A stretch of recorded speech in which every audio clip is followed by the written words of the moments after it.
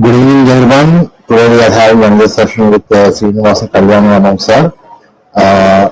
For those who are following me regularly,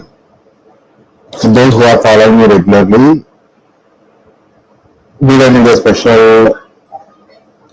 Just a minute, please. I think my mic is having some issue.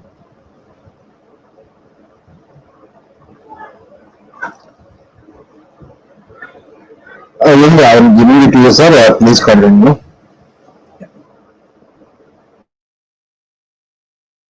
Ambitame, Naditame, Devitame, Saraswati, Aprasasta Vasmasi, Prasastim Amanaskruti. This is the richa from Rishi Samada in the Rigveda.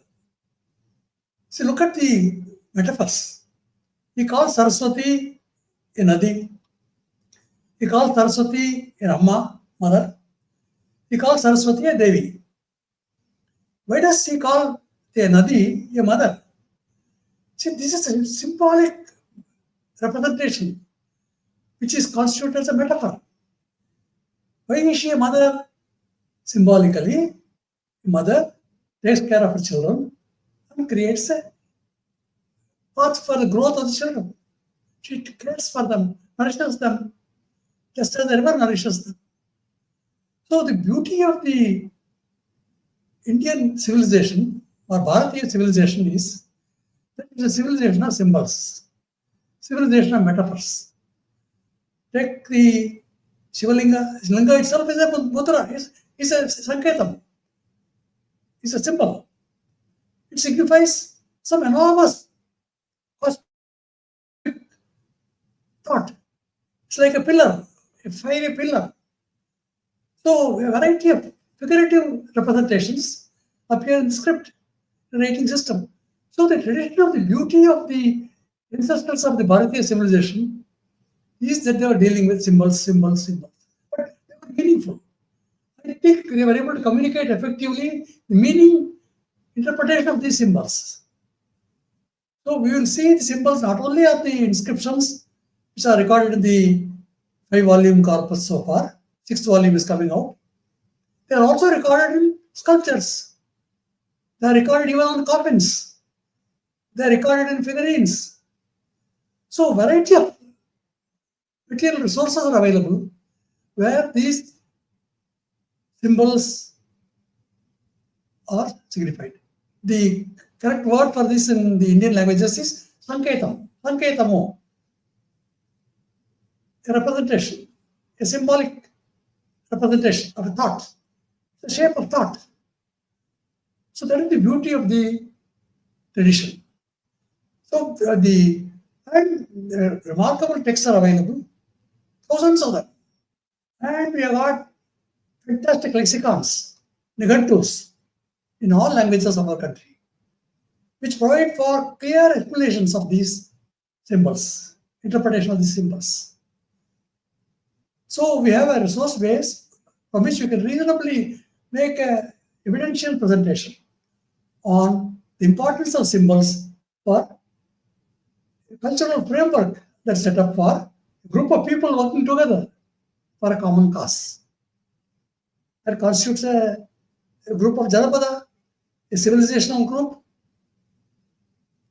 and number of sites. For example, at the back of my picture is the number of sites of the civilization, which extends from south of the Ran of Kutch right into the Ganga basin and into the Himalayas.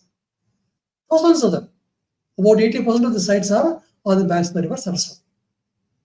So it can be called a Saraswati civilization because of the sites also in the Sindhu river, Sindhu civilization, or Indian civilization, or Bharatiya civilization. You can call the same script. Generally, traditionally, it has been called Indus script. So we are dealing with the symbols, semiotics, or the interpretation of symbols of Sanketam in the Indian tradition, starting from these Indus script inscriptions, which are roughly dated from 3300 before Common Era. Okay. We can continue with the presentation. Now, this is a recent find by Sanjay Manjur and his team from Archaeological Survey of India. in a place called Sinauli. Sinauli is in the Copper Ore culture area, Ganga Basin, Ganga Yamuna Basin.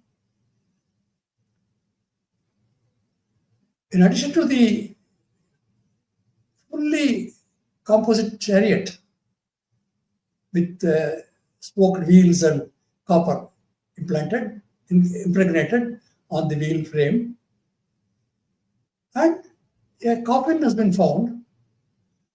On top of the coffin are some symbols. We'll call it an anthropomorph.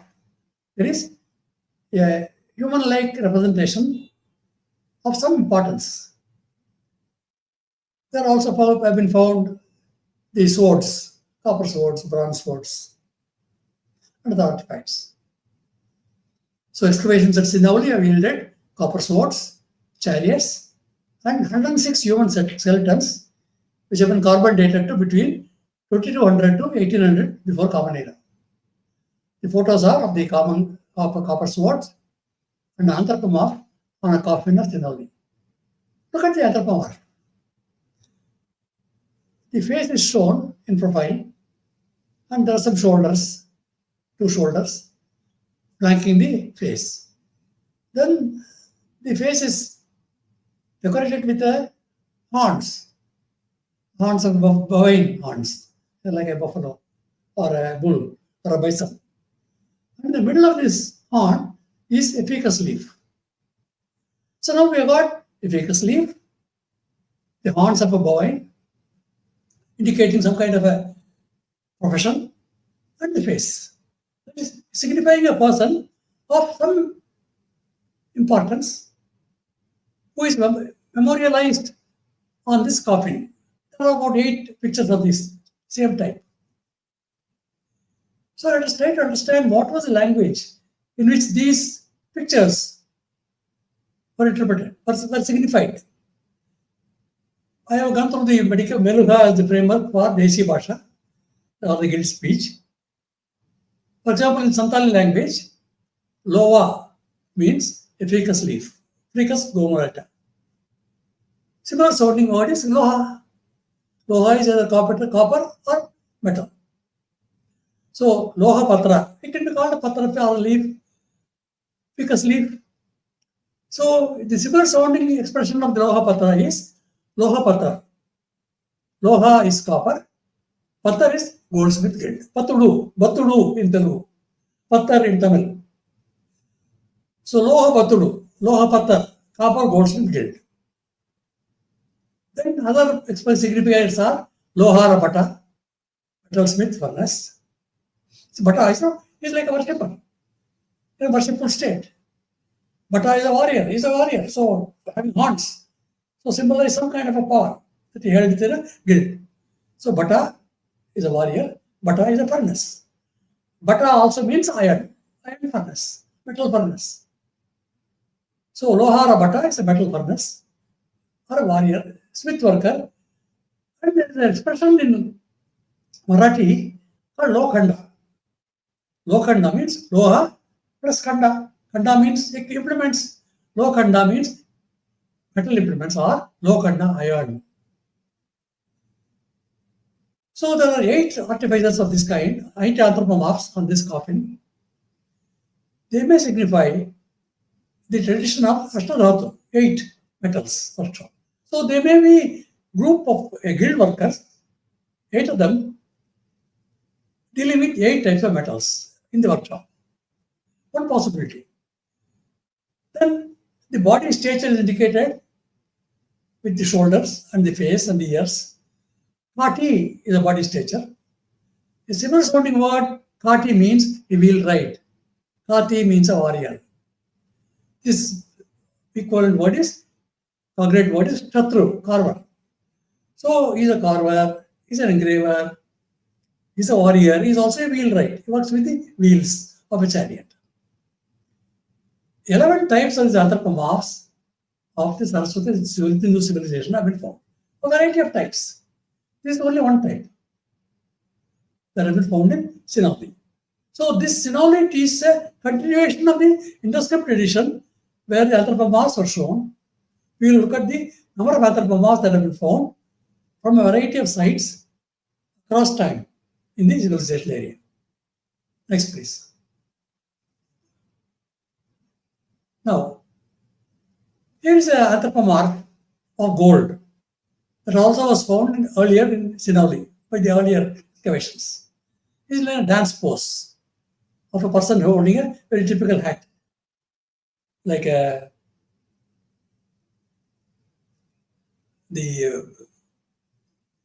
hat that's worn by Garuda's Mahavinayaka. So variant pronunciations of the word Kati, the body stature, or Shatru, carver, Kati, wheelwright, Kati, warrior. Meluha is a term that we have been using for the decipherment because it's related to what Melaka. Melaka is a guild, a company.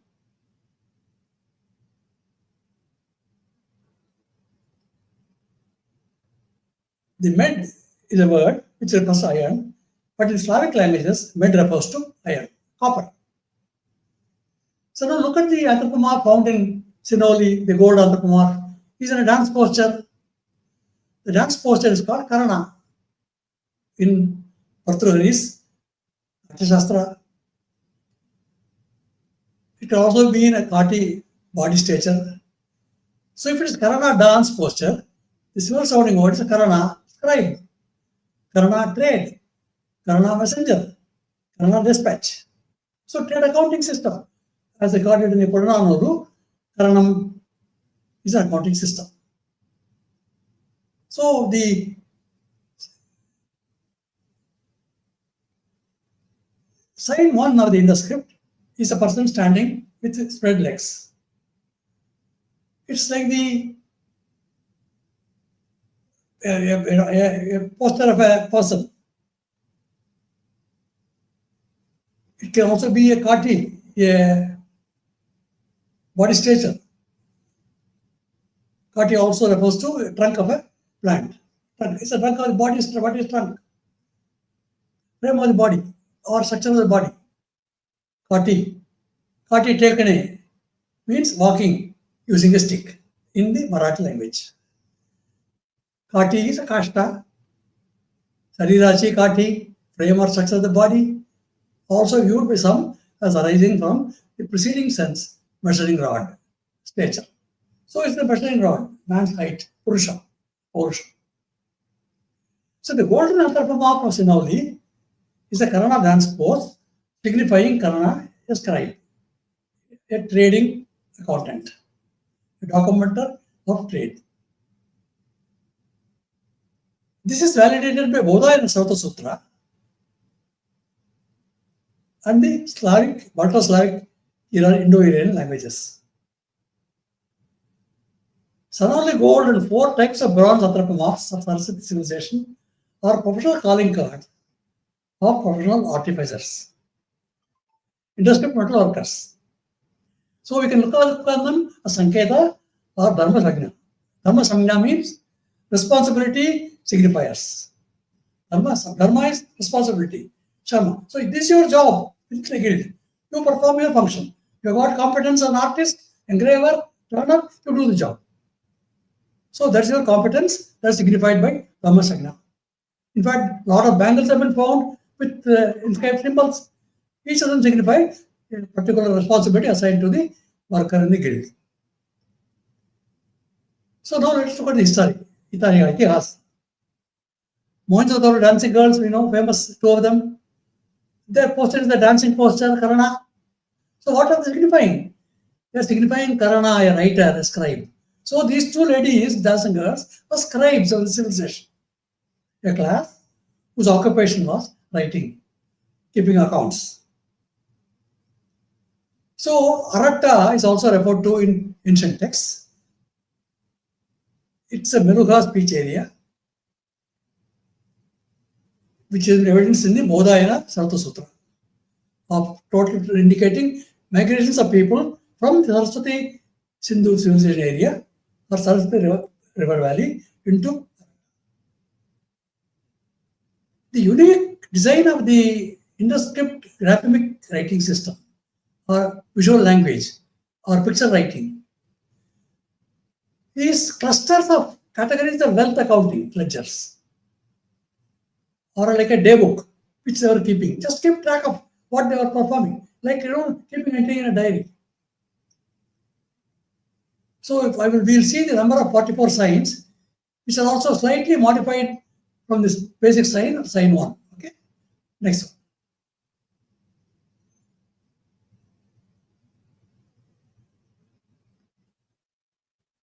So look at the number of types of anthropomorphs that have been found.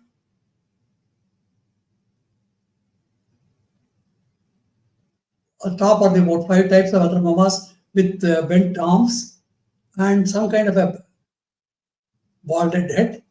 And in 2 cases, right hand is lifted up.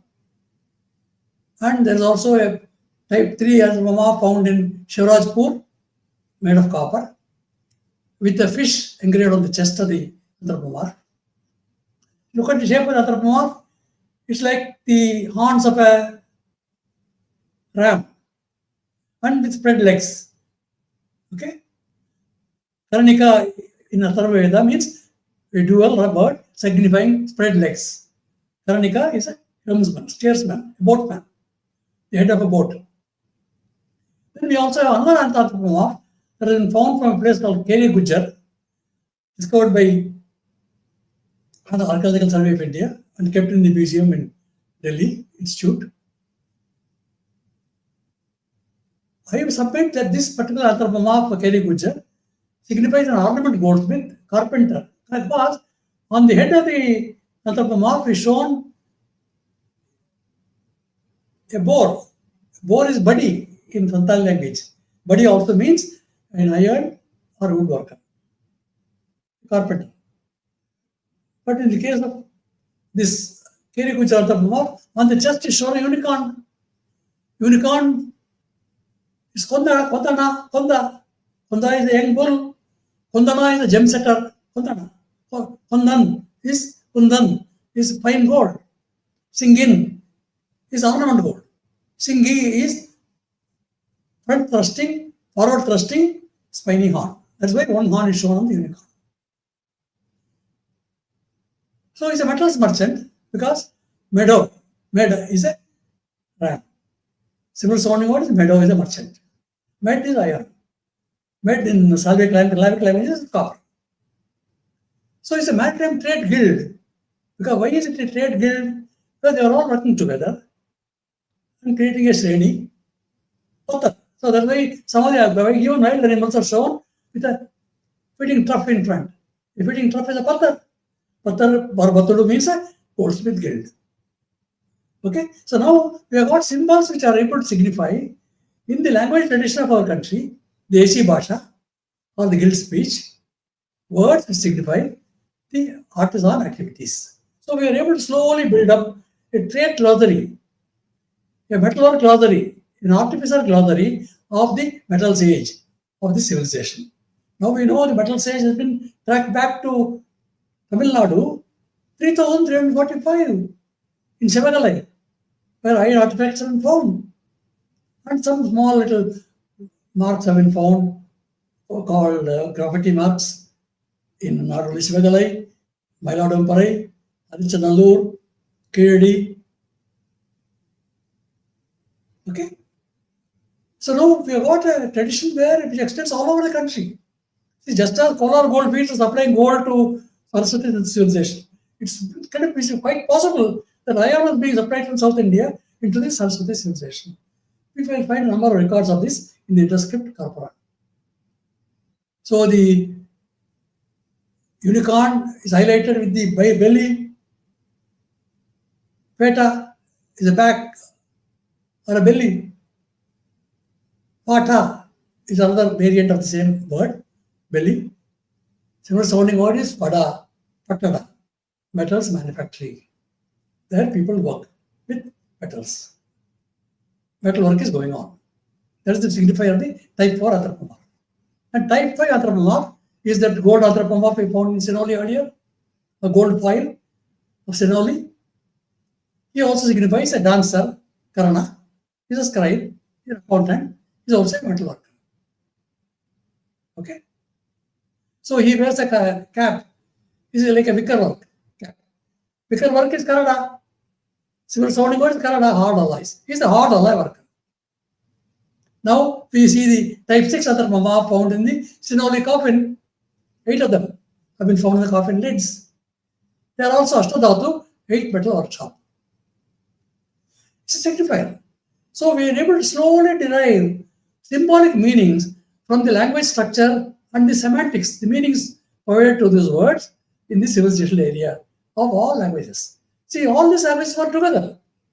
They are bifurcated into different pronunciation areas. So that's why we have got number of languages in our country, but they can all be traced back to a common time, somewhere in the 4th millennium BC, where they were working together, absorbing words from one another and making them their own. Such an area is called a linguistic area or Spragbund, language union. This is the linguistic terminology.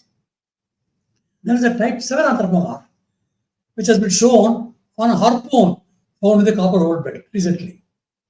It's like a harpoon, very big, almost like about 2 to 3 feet long. And on top of it, a face is shown. Periomorph. Some important face is indicated. A human face engraved in the harpoons. And type 8 anthropomorph is shown on M1656, a pectoral from Mohenjo-daro. It's a composition of a young bull with various parts highlighted. And on top of it, there is a pot with overflowing water. A young bull with a spiny forward thrusting horn and overflowing water. Low means overflowing, Kanda means a pot. Low Kanda, as we have seen, refers to iron or metal implements, metal equipment. So metal equipment is the work of this particular person shown on M1656 pectoral, which was possibly wearing like a pendant on a necklace on his neck. Then tape 9, 10 and 11 anthropomorphs are seen on articles themselves. So here is a picture of a bronze axe, a ritual framework, where a tiger is shown, a boar is shown, and a person is standing like a warrior. And that warrior has got 2 faces. The faces are that of falcons or eagles. So Ganta Berunda, the tradition, the double eagle tradition of Taksha. So these are symbolic representations of the metalwork activity and armament activity that is going on in a number of places. So we got the Theriomorph of Tepeyahia, the fish Theriomorph in type 11. Okay. So number of types of anthropomorphs are created. That is, symbols are created to signify meaning. Signify meaning in the languages of those people. See, they will not have any meaningful representation in other languages which don't use these terms. A term that signifies a picture, and a similar sounding word signifies some important life activity or guild activity. Okay? Next, please.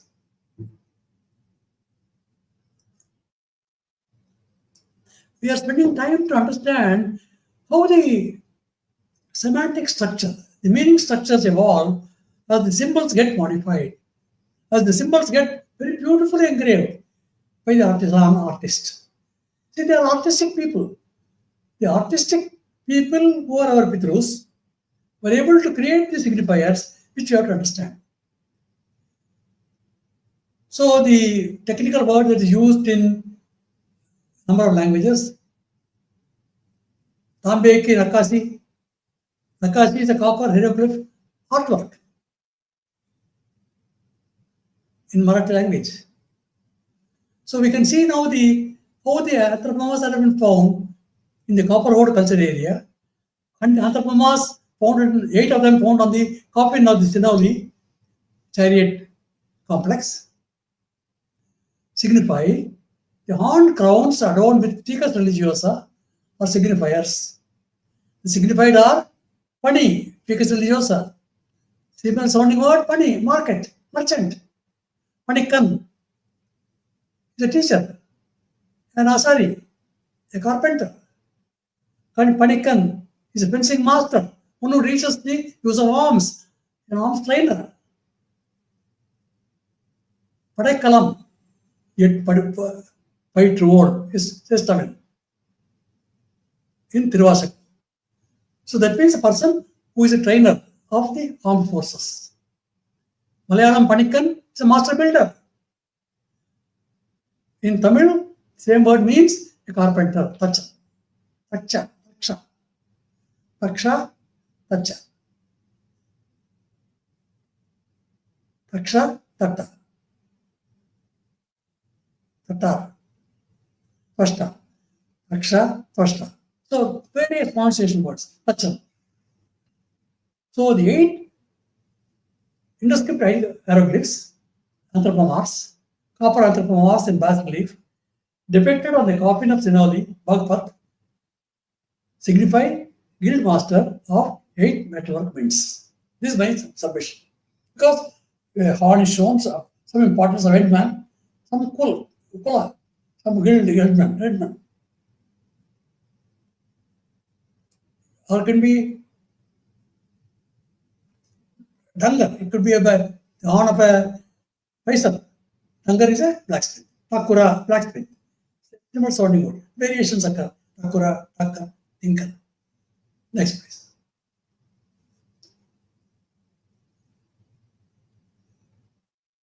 Taktar, Lohara, brass workers, metalsmiths.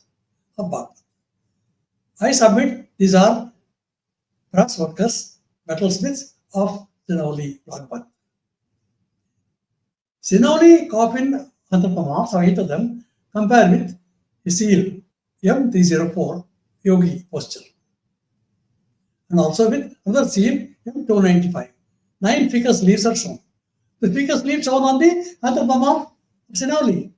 Same ficus leaf, but 9 of them are shown. There is some additional information being added. Semantically, 9 signifies na, no, lo, loha, loha, ficus glomerata. Similar sounding word, loha, metal. Loha, iron. So the plant on M296 seal has been identified as a people tree, which in India is the tree of creation. That's its tradition. The arrangement is very conventional, and from the lower part of the stem spring 2 heads similar to those of so-called unicorn, like a profile. And look at the highlight. Highlight is on the neck. Neck is Melaka, throat. Melaka is company, guild. So, unicorn guild. Singin guild. Ornament goldsmith guild. Kundan, gem setting guild. Kundar, Turner guild. So we can now see they were all artificers and metal workers, merchants, who were constituted into a guild, a group of people working together for a common cause, and they were signifying their work. And the 2 also rings emanate from the base of the structure, artistic structure. They could also signify some kind of a atonement area. Okay. Next, please. Caravan of goldsmith, coppersmith, ironsmith. How do you say that? Let's go through the hieroglyphic components in the text called text script. They are also some graphemes.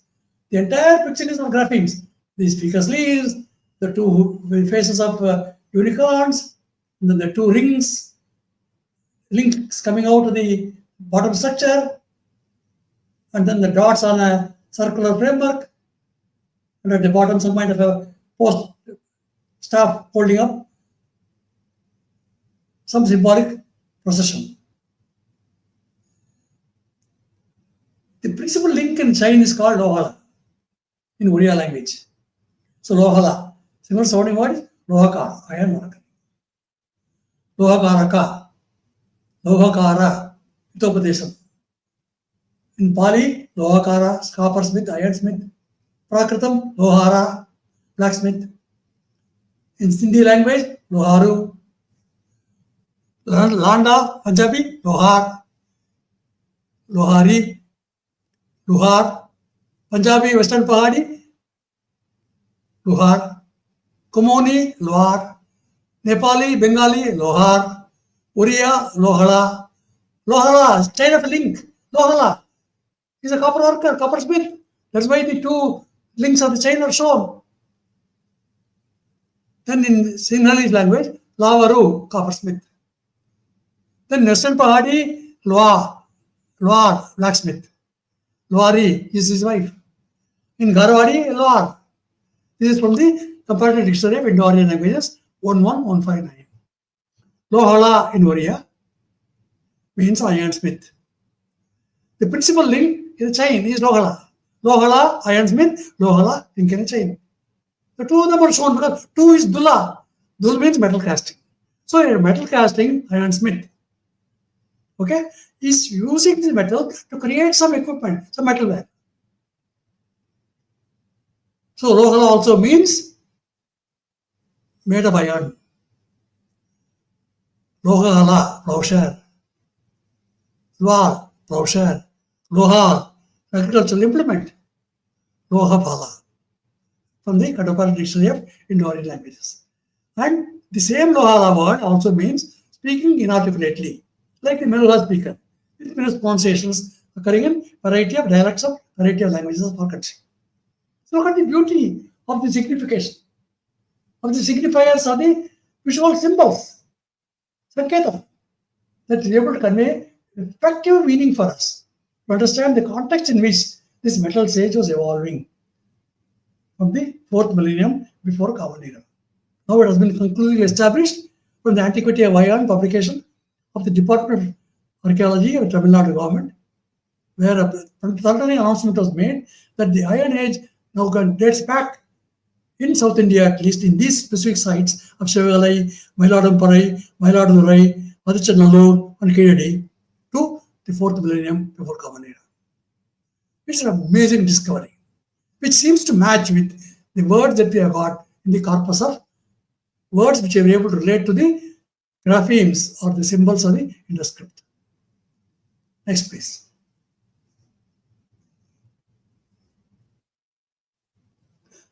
What is a sword? Khanda is a sword. Khanda also means implement. Lokhanda. So metal implements, metal swords. Khanda is a sword. It may be the same origin as the word Khadga. Khadga also means boar. Khadgamraga. Rhinoceros. Khadgamraga. Because it's got a one horn. The tusk of a rhinoceros. Khanda, sword. In Tamil it's called Khanda. Southeast Gypsy, Kaja, Kandro, Karno, Kanla, Kenli. And the Zipti language goes into Rome because of Romani. Then Sindhi language, Kano, Punjabi, Khanda, Kumaoni, Khand, Nepali, Khando, Kundo, Assamese, Khanda, heavy knife. Khanta in Bengali, large rakapshal knife. Oriya, Khanda, sword. Hindi, Khanda. Gujarati, Khandu. Marathi, Khanda. Sinhalese, Kadwa. Khadga could be related to the same word, Khandaka. Khadga, Pali, Prakrit, sword. Khadgam. Bengali, Khag. Sinhalese, Kala. So Khanda also means iron. Lokhanda, Lohakhanda. Then you are explaining how the Khanda became derived from Loha, some metal, some copper, some alloys. Lokhanda chechane kalavide means to oppress. That is very powerful, that is very strong. So they are able to create some by the alloying system, the metals become harder. Hard metals are created. Hard metallic iron. Its color is dark grey or black. This metal is hard, tough, heat resistant. Heated and pounded to extract metals from wires. this metal gets corroded by air and water. Lohar, Lahobanda, these iron vessels, Lohar iron tools. Sir, if you having any, you're coughing, please take some rest if needed. Okay. You can postpone. Do you want to continue, sir? Yeah, continue. Okay, sir. Sir, you continue. Continue. We can continue in the next week, sir. You are covering. Okay. Now, the conclusive thought about this Sinauli anthropomorphs is very clear. That we are now looking at signifiers used as graphemes, the symbolic writing system, the visual language. Okay. Now we will go into other presentations to explain this feature further.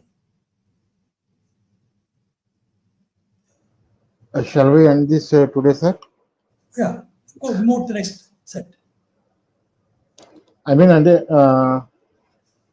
If you are okay to continue, we can continue, sir. I think you are having some. Yeah, otherwise you can take it into another session if necessary. If you cannot continue with another PPT. No. What I mean to say is, if you are okay, we can continue. If you are not feeling well, we can postpone.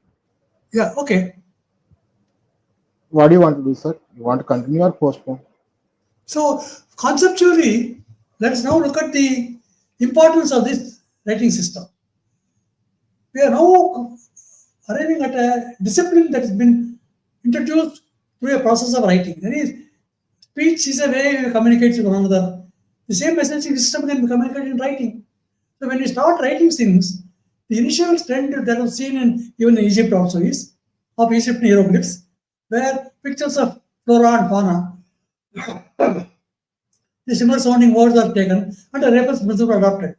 For example, the king emperor is shown as Narmer by two components, Nar and Mer. Nar is a cuttlefish, Mer is a hog. Narmer. So there's only symbolic writing system is a picture writing system. That picture writing system is a Sanketa, it's a semiotics. So the semiotic system is got to be very clearly understood. That's why we cannot try to isolate them. Everything has to be only based on alphabets. No. It can be based on words. So words themselves can be signified by effectively picturizing the similar sounding words. This is called a rebus method. Similar sounding phonemic. The language has got a particular phonetic structure. The phonetic structure gives the basis for determining comparable phonemes, comparable phonetics of words, as we have seen in this case. Of the horns, for example, the horn of a unicorn, Singi, is a forward thrusting spiny horn. Similar sounding word is Singi, means ornament gold. So he's an ornament goldsmith, working with fine gold and copper and silver and mixing them up and creating different types of carats, 24 carat, 22 carat gold ornaments. So if he is a goldsmith, he is an ornament maker. So like that we can, and we were also starting experimenting with different metals, different resources available from the mineral ores, which were working with fire. They were all fire workers. So working with fire, producing the artifacts and creating some wealth. And they were in great demand. So the dancer, the Kannada would dance step, Kannada trade, Kannada editing scribe, accountant. So the Tamil Purananur says, Puyum Vayum Tondriya Pinnar, Ayar Yatara, Karnam Enba. So when falsehood and deception started occurring in groups of people, the scholars evolved, crafted, designed a system called Karna, an accounting system, a trading system. And it could be documented. So it can be rechecked. Any confirmation was available as a second source of confirmation in writing of some oral contract, barter contract. Barter was taking place because there was no financial transaction possible at that time. So bartering means exchanging commodities of equivalent value as they perceived it. So you can buy cattle and then buy ore, buy cattle and buy ingots. This is shown even in the Varka vase of Uruk, where ingots are shown. On top of it, a goat is shown and a tiger is shown. Tiger is kol. Kol hai, jackal. Civil sounding word is kol hai. Kol hai. Smelter. Coal, smelter. Then goat is mleka. Mleka in Telugu. Milk, milga. Copper, mlecha, copper. So copper ingots, melted ingots. Cool, working in iron ingots. Copper ingots, iron ingots. So iron working, copper working, going together, even in the Vakavis. These are given to the lady in the temple, signified by a reed, and a reed also on top of a hut, of a moda, of a bunda hut, or a budif in Sumerian. So that signifies the importance of these symbolic representatives. So the moment you find a reed with some kind of a scarf flowing down from the head, the top. Scarf is the dhatu. So it means a war, some work is going on with wars. Eraka, Erua is a reed. Erua is also red. Eraka is copper. Metal infusion. So some metal infusion work is going on. Metal melting work is going on using fire and using ores. So this is how the symbolic representation started in almost all civilization areas, not only in Bharat, but also in Mesopotamia, in Anatolia, and other places of the ancient Middle East. And they also occur in the ancient Far East on Dongson bronze drums, Korean bronze drums, where peacocks, elephant, trees are also shown. They are all words of the languages of the people at that time to signify the word related to the artifice, this wealth creating activities. Okay, so this is the core substance of the decipherment process that can be initiated. With now we have got about 9,300 inscriptions in 5 volumes with beautiful photographs available. The 6th volume is coming out, which may also include about 1,000 plus inscriptions. So which means we have got a very solid database of at least 10,000 inscriptions from all parts of the world of similar currents of graphemes, similar symbolic systems, similar pictures of flora and fauna in the context, archaeological context of trade activity, exchange activity. And we are going to relate them to this semiotics, Sanketa Bhasha, Deshi Bhasha, guild speech, of workers of guild working together. So they may be from different language areas. One may be from Dravidian area, one may be from Mundarika area, third may be from Prakrit Pali, Vedic area. They are all working together. And they are exchanging words from one another. That's why the words become similarly in all languages of our country. They are occurring even today. They are retained in memory, recorded in the beautiful lexicons. Mundarika Encyclopedia, Gujarati Lexicon, University of Madras Lexicon, Kadirveli Pillai Lexicon, Fabricius Lexicon, Winslow Lexicon of Tamil, Kittel Lexicon of Kannada, Brown's Lexicon of Telugu. Like this goes on. So we have got enormous resources. Marathi, Pali, Konkani, Tulu, Bengali, Oriya, Khmer languages. We can all pull them together.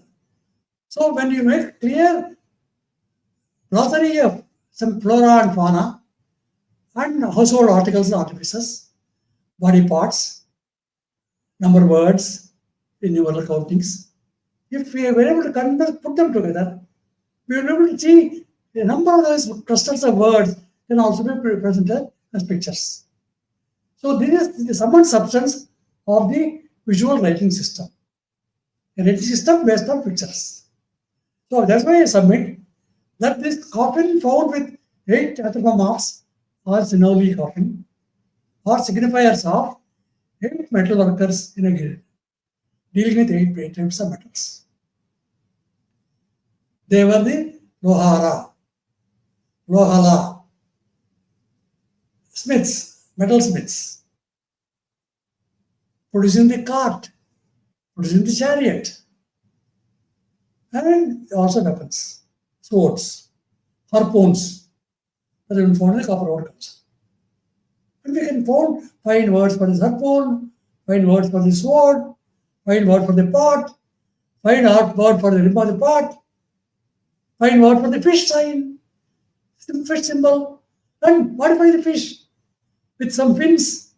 Kamata is a fish, it's a fin. So someone word is kamata, mint. So now we can expand these pictures with additional features to signify additional meanings that can be derived as the civilization progressed. So how do the words evolve? How do the words become hundreds of thousands of words in different languages? They're all because of the commonality of the process involved in creating a language communicating system.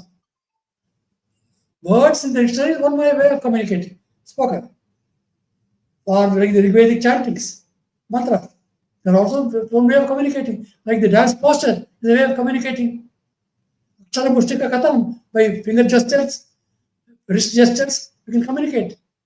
Now, for example, the Indus script is referred to as Naichita Vikalpa. That is an alternative system of representation of mudras created by the Mlechas, the Melukas. What the Melukas have seen from Melaka Guild Company. What company? Copper Ornament Guild Company. Gem Embedding Company. Gemstone Embedding Company. Copper Company. Golds Company. Alloy Company. Alloy Metals Company. Iron Company, and so on. So these are woodworker. Kashta, or spread legs, Karnika. Karnika is a boatman.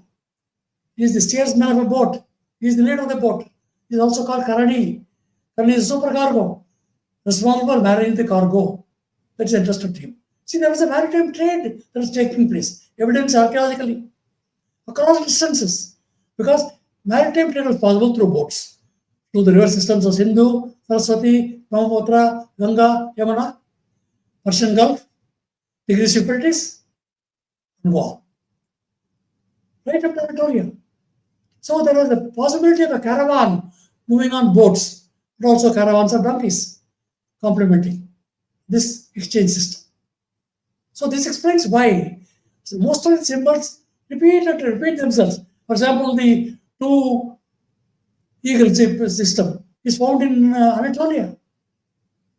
How come? The Berunda system that's seen in Karnataka is also seen in Anatolia.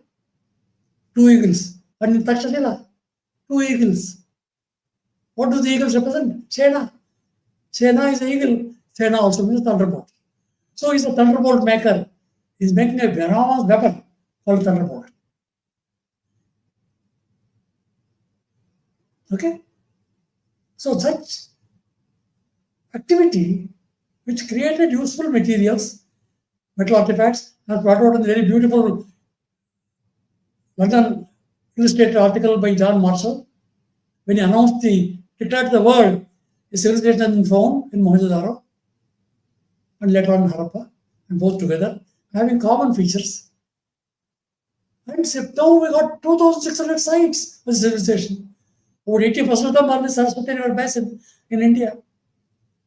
Kalibangan, Dolavira, Surkotada, Rakigadi, Kunal, Banavali, Rothal, Taimabad, Dolavira, Kanmer, Shikarpur, goes on.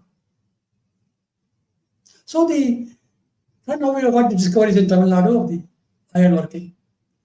So now all over the country, all over the civilization area, where our college has been able to date the time when this artifice work was going on, creating wealth. They all will pull together into an economic history, where it has been conclusively proven by August Madison that India was the richest country in the world by one common era.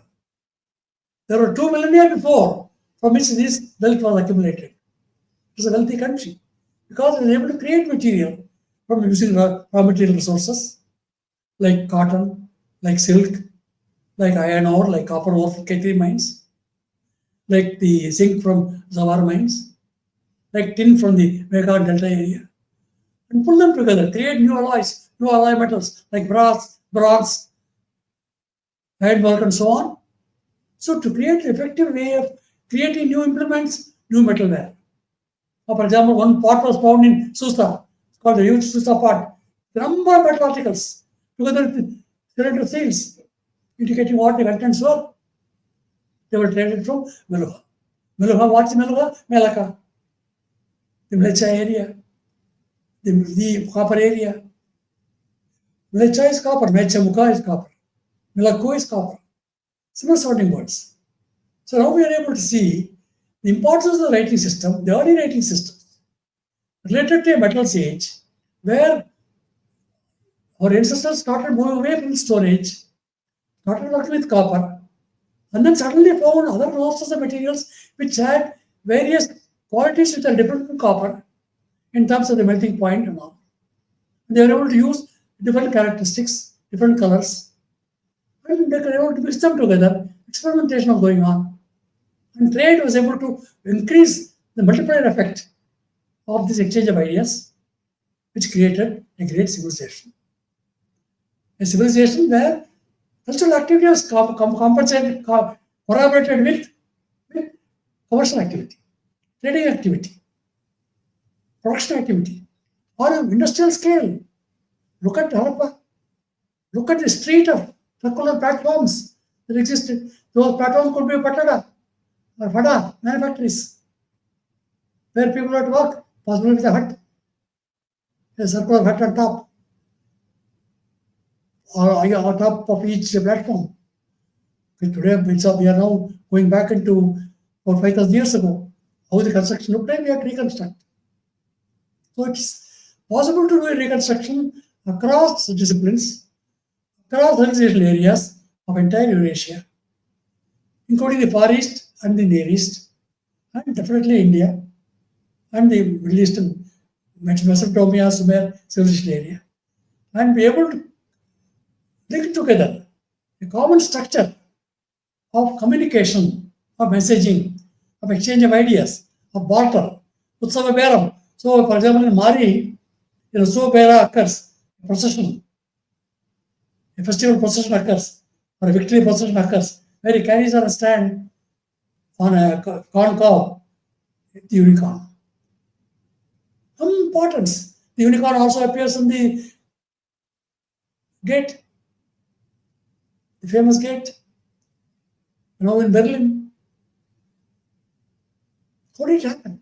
So these are the black stone of Shalmaneser, which shows the tributes given to Shalmaneser III from a variety of areas, including Mari. What Mari was, we can make only a guess. It was part of Iraq, or it was Musiri of South India, Kerala.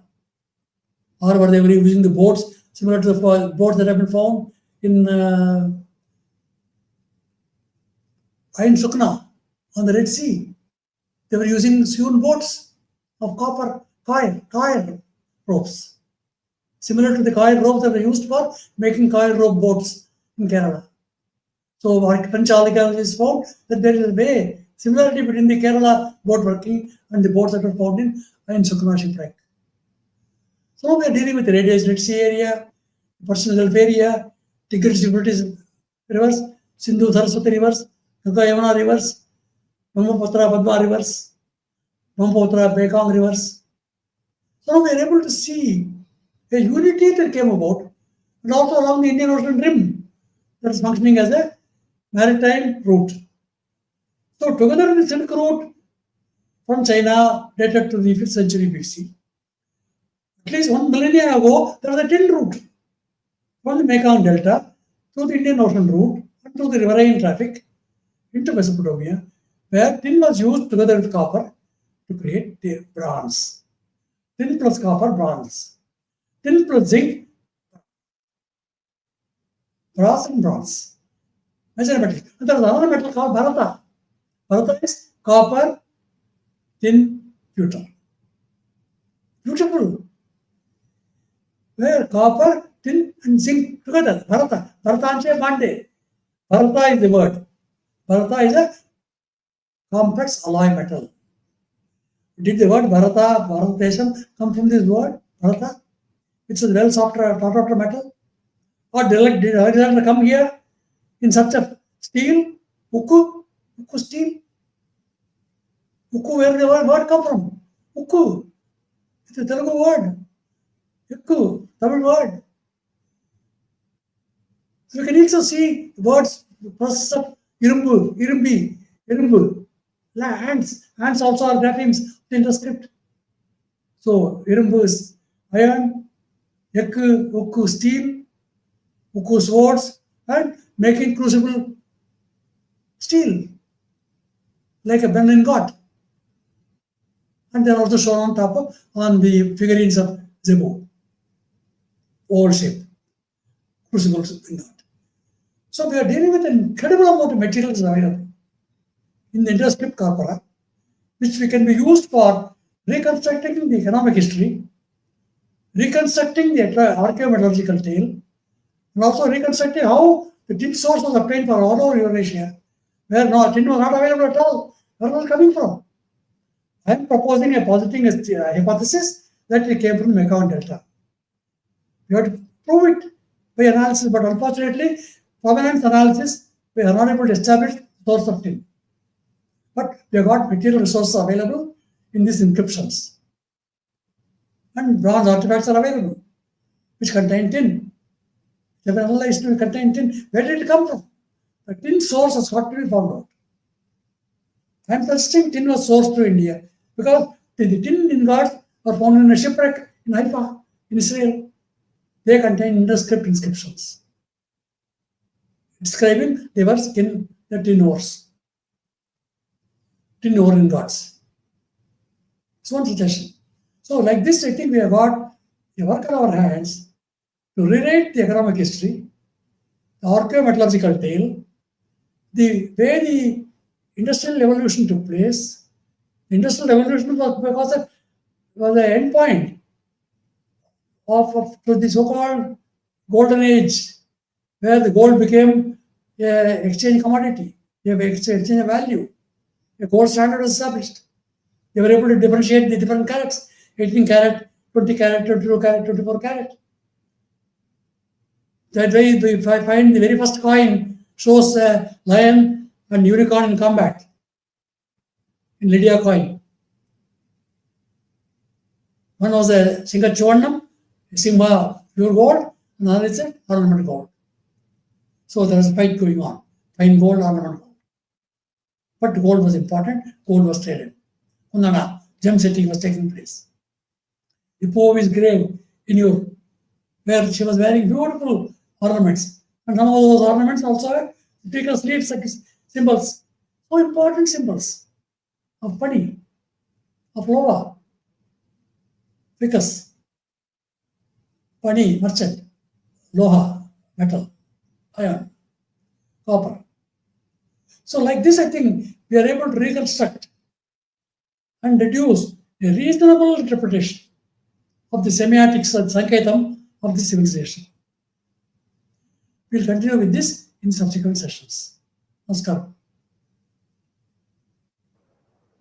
Sir, you can finish the presentation.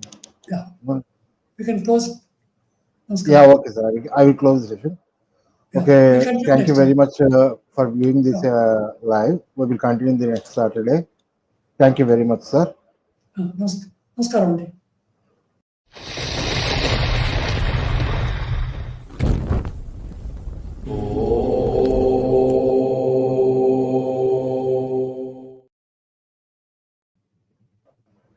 Sir,